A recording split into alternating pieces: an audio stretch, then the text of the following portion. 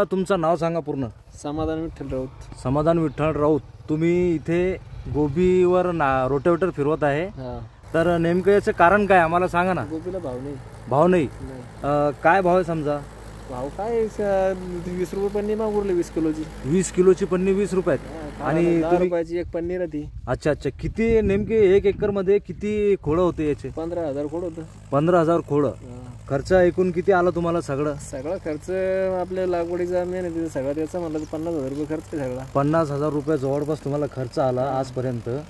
आणि मार्केटमध्ये याचा काहीच भाव नाही. काहीच नाही. त्याच्यामुळे तुम्ही याच्यावर समजा रोटेवेटर फिरत आहे.